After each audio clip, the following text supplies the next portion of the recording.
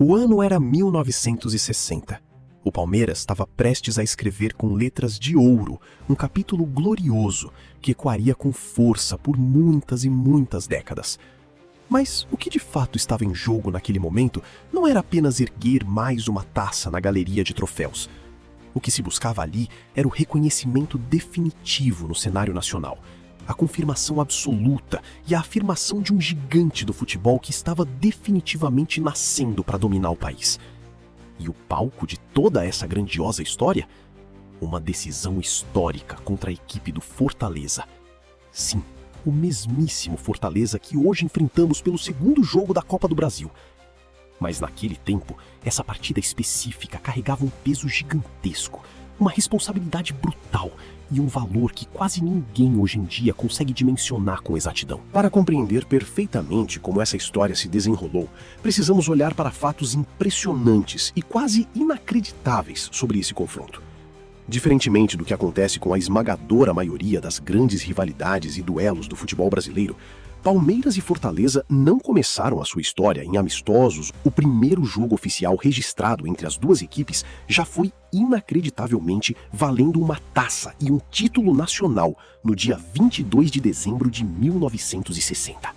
Mas não tinha times maiores, times de mais investimento, é que o regulamento da Taça Brasil era feito para que houvesse um chaveamento norte e nordeste e outro mais para a região sudeste e sul, centro-oeste também no meio dessa história. Então, afinal, por isso envolveu um clube do sul-sudeste, o Palmeiras, e um clube do nordeste, o Fortaleza, que era muito bom. Tinha uma ala esquerda muito interessante do meio para frente, com o Charuto e com o BCC, que inclusive viria a jogar depois no Palmeiras, mas sem grande sucesso. Naquele primeiro duelo decisivo, jogando longe de seus domínios e debaixo de enorme pressão, o Verdão mostrou sua força ao vencer a partida de ida por 3-1.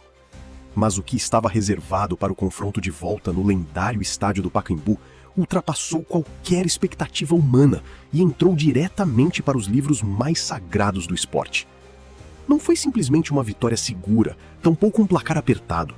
O que a torcida presenciou naquele gramado foi uma verdadeira aula, um espetáculo avassalador, uma goleada memorável.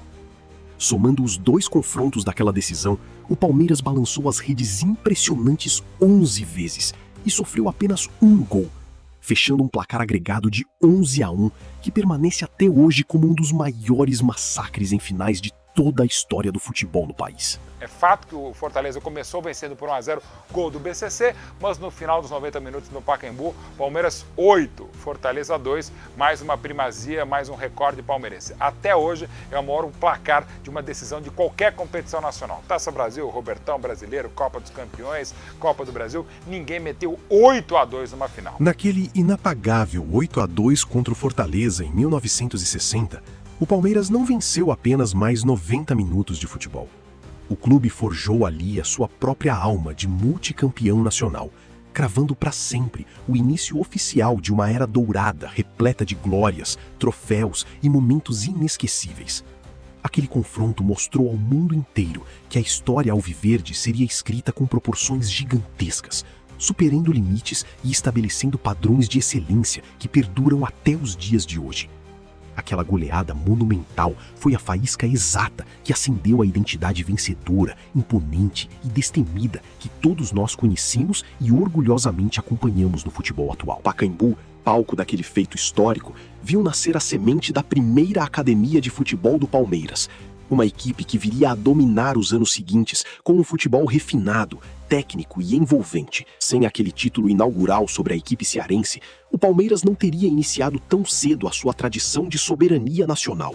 Um caminho vitorioso que abriu portas para o clube se consolidar décadas mais tarde como o maior campeão do Brasil. Quando olhamos para trás e relembramos partidas lendárias como essa, renovamos nosso orgulho e entendemos perfeitamente por que a história alviverde é feita de momentos de pura genialidade, superação e bravura.